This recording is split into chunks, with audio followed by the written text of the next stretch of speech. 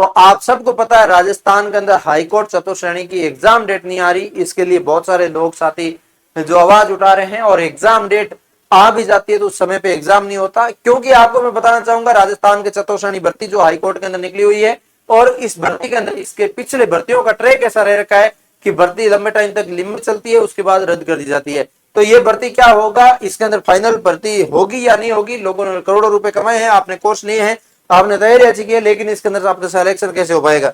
इसके अंदर एक मामला चल रहा है इंटरव्यू का। आपका इंटरव्यू का मामले के कारण यहाँ पे भर्ती के अंदर परीक्षा तारीख आगे जाती नजर आ रही है, क्योंकि कई लोग कह रहे हैं इंटरव्यू हटाना है, कई कह रहे हैं रखना है।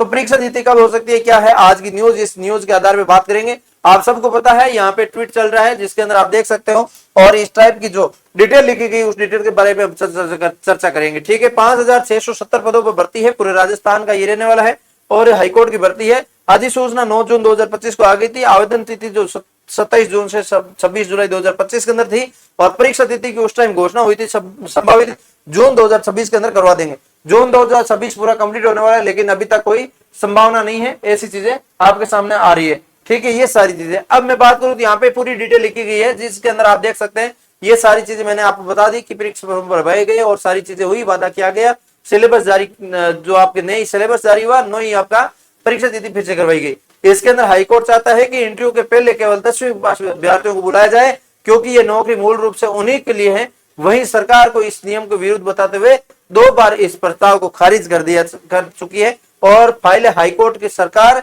और सरकार से हाईकोर्ट के बीच घूम रही है।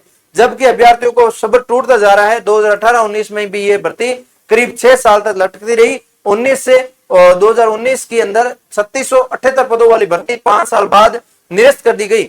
इसके बाद 1992 के जोड़कर 5670 पदों पर भर्ती निकाली गई, लेकिन इसकी स्थिति भी फिर वही है। अभी तक इसका कोई सॉल्यूशन नहीं निकल रहा। मैन यहाँ पे बात कर रहे हैं, यहाँ पे दिक्कत आ रही है। फाइलें क्या हो रही है, फाइलें जा रही है सरकार के पास, सरकार भेज रही है हाईकोर्ट को, हाईकोर्ट से सरकार के पास, यही मामला अटक रहा है। और हाईकोर्ट कह रहा है मैं पहले 10वीं पास विद्यार्थियों को यहाँ पे इस भर्ती के अंदर बुलाना चाहूंगा, लेकिन सरकार कह रही है हाई क्वालिफिकेशन को यहाँ पे बुलाना चाहिए।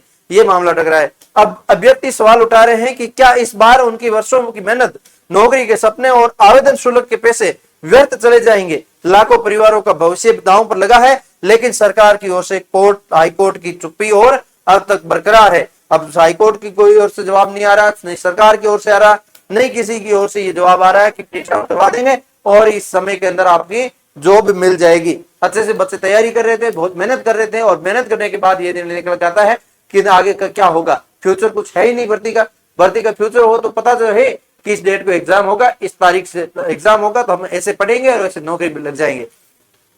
तो ये सारी जानकारी आपके सामने है। अब आगे क्या होता है, क्या समय बताएगा, भर्ती की डेट आती है तो आपको इन्फॉर्मेशन कर दूंगा। मैं मिलूंगा किसी नए संघ के साथ। तब तक के लिए जय हिंद, जय भारत।